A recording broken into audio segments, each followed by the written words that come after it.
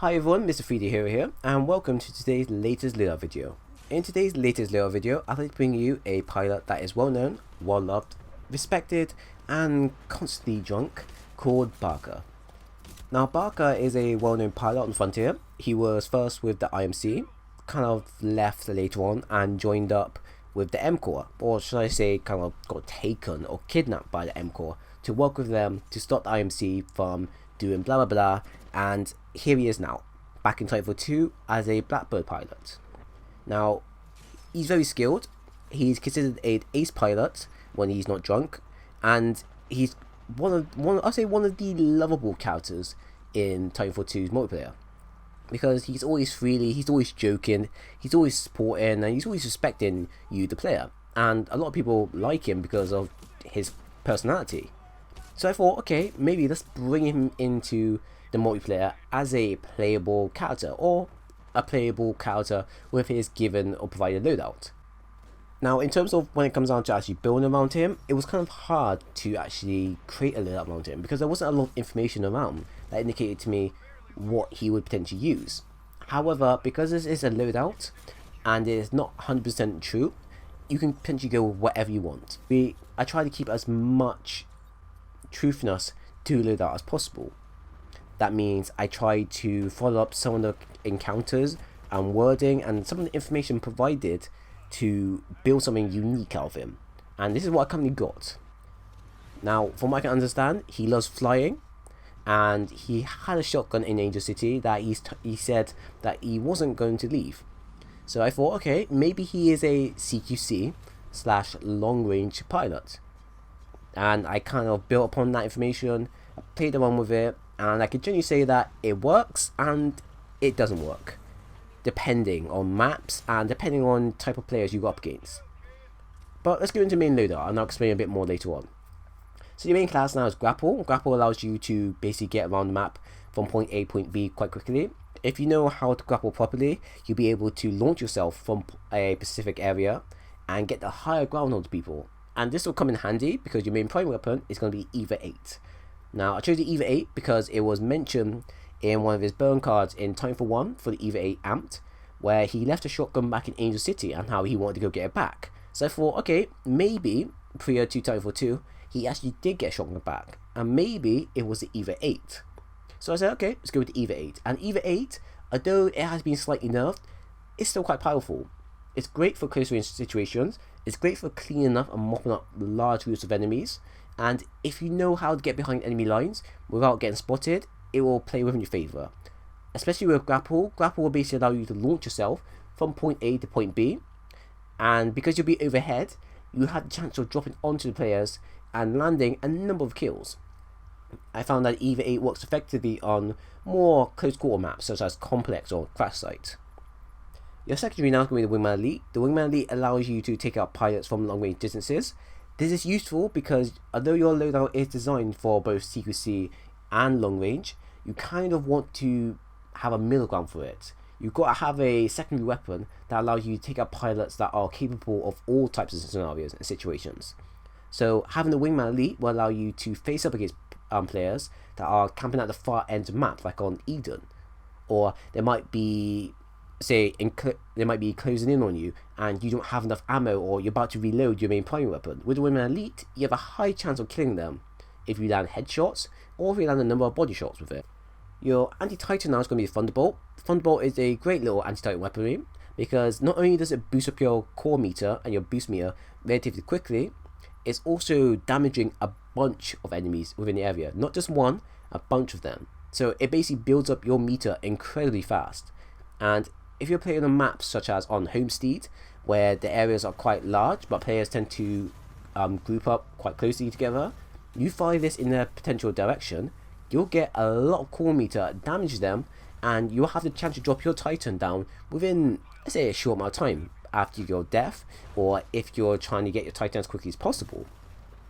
Your ordnance is going to be the Arc Grenade. Arc Grenade is incredibly useful and annoying because I do know it used to be 2 Arc Grenades, and although that did not make a lot of sense back then, they've nerfed it to make it just a 1 ordnance grenade slot.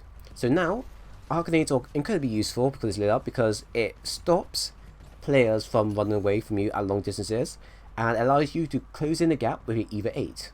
And since the arc grenade does do a bit of damage, your EVA 8 will have little to no time with killing the pilots there and then.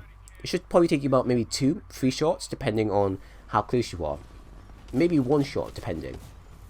It's also great for stopping Titans in the place as well. So if you're someone that is not getting a lot of kills with your EVA 8, you can then potentially just use your arc grenade to slow down Titans and build up your core meter incredibly fast. Your Titan now is going to be North Star. I decided to go with North Star because, like I said previously, Barker is known for flying, and he is, I believe in 2 missions, he is flying the Blackbird. So I thought, okay, let's build this into a pilot, or should I say, let's build this into a Titan. And this is currently what I have, and it works wonders. I can say that if you have North Star with enhanced payload and overcore, I can tell you now, you would do incredibly well. And I believe in one of my gameplays, you can see that I play really aggressive. This is kind of how I would imagine Barker would be. He is a long range, but he's incredibly aggressive in close range situations. Like one of my gameplays was actually quite amazing that I actually managed to pull off some of these shots. But that's kind of how I imagine Barker to be. Someone that's incredibly useful in close range situation, but also supportive at long range situations as well. Kind of what he is when he's flying the Blackbird. Your pilot kits now is going to be regeneration health and hover. Now regen health basically allows you to regenerate health at a quicker pace. You probably know about this, and majority of you have used this before. And hover allows you to hover in the air for a few seconds when you ADS. Now I know this works 50-50 because depending on the situation and the player, if the player is charging at you and you jump in the air and then you start firing, you have the higher ground, as you have a guaranteed chance to actually land headshots much easier. And if the player starts running towards you while you're in the air, they're basically closing the gap and you're basically outputting more damage. So it's kind of a win-win situation for you.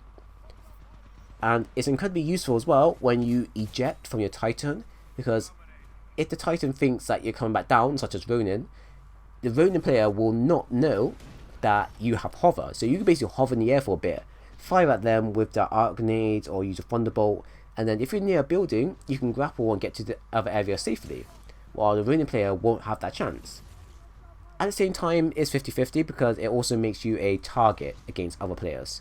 You're in the air, you're a walking target. So be aware of the type of map you're playing on, and be aware of how, visible you are, because the more visible you are to other enemy players, the more chances that you'll probably get goosed.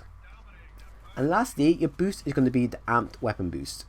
Now, I decided to go with this because the EVA 8 is kind of hard to use now because its damage output is slightly a bit lower and its range isn't exactly that great.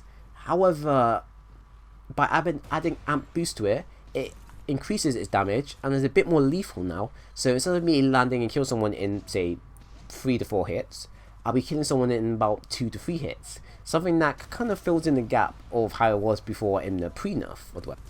Now, in terms of actually playing this loadout, like I said before, it's a close quarters / long range supportive role. So what you want to do with EVA 8 is be aggressive as possible with it, because you cannot have guaranteed one-shot kills with the weapon.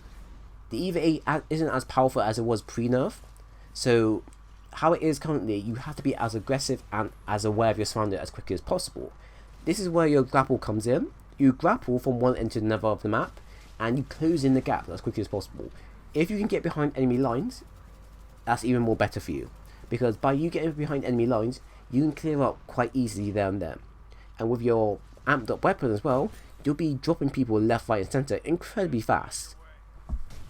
At the same time though, you are at a weakness because your EVA 8 has limited range. And although you can switch to your Wingman Elite is more of a weapon that you use for taking out players that are on the rooftops, like on Angel City.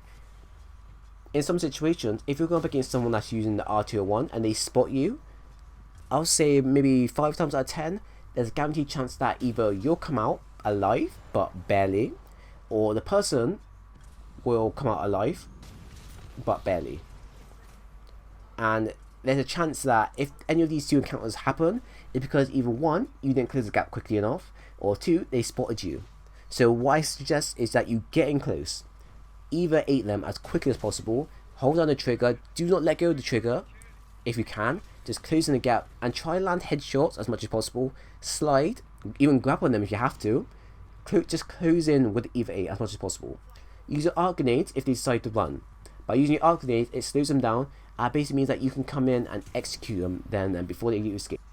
Now, if you do get a situation where you are getting chased, and say for example you're on the rooftop, one thing I will probably suggest for you guys to do is to run off the roof, and then before you land on the ground, hover or ADS, and then hopefully the player will drop in front of you. Depending on the map, it can either work out your favor or it won't. I've noticed that either you can use your hover to do a surprise attack on people and catch them from behind, and sometimes they won't be able to react quick enough because usually they'll be looking directly at you on the ground. If you're in the air, most players won't be able to take you on, and I've noticed that I drop a lot more players relatively quickly if I'm in the air. And if you want to be even more effective, use your grapple and your hover at the same time, because by you grappling and hovering at someone, they'll probably think that, okay, you're probably going to close in a gap, when in fact you're probably just getting a bit closer to them, and then you pause, you stop where you are, and then you can finish them off with your either 8 or whatever other weaponry you have. And anyway, it's kind of like mind games. You want to trick them into thinking that, oh yeah, you're coming to them, but potentially you're not really. Now, if everything does go in completely well, you should at this point now get your North Star. Now, North Star, like always, is long range supportive Titan. However, because you're Barker, and because Barker is a well-known Blackbird pilot, you want to be as aggressive and as dangerous as possible with North Star. That means you need to go out and be kind of a close quarters type player. Now, it can be 50-50 because in some cases you can pull this off quite easily. In other cases, it's incredibly stupid and is incredibly risky. So depending on the map and depending on the type of teammates you have, I suggest you only go and be super aggressive if you have teammates that are backing you up. If you've got teammates backing you up and you're quite incredibly skilled with using the main primary weapon for North Star, then by all means go ahead and use it. But if you're not, and you know for a fact that you'll probably get killed quite easily, stay back and be supportive as possible. Because either way you look at it, you're still supporting your teammates. And North Star isn't designed for, you know, aggressive tactic. He's not a Legion, he's not a Tone, he's not a Ion. He's just a Strider Titan that is designed for taking out targets from long distances and weakening them. So if you can play aggressive with North Star, great. That probably fills in the role for Barker. If you can't, then by all means don't worry about it, because it's not much of a big problem, because you're still following Barker's type of loadout, and you know, it still plays within your favour. Now, I've probably given you a good example of how you want to go about this. You probably may want to change this up a bit. You may want to be a bit more passive with loadout, or maybe you want to be a bit more sneaky. But I found that this loadout is designed for aggressive / kind of a strategic type of feel.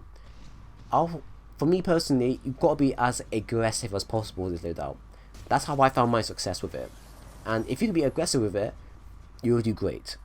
Just be aware that the either 8 can kind of play up on you at times, because sometimes for me, I found that using the either 8, sometimes I win, sometimes I lose encounters that don't even make a lot of sense. So whether it's because my aiming is totally rubbish, or whether it's because my weapon is too weak, it's still kind of debatable. But I found that this loadout can work in your favour if you're working against, say, relatively good players, or if you get up against really skilled players, it could be a loadout that is quite hard to master, because some skilled players kind of close the gap relatively quickly. But I'll leave it up to you guys to decide, and I would love to hear in your comment section what you generally think about the loadout.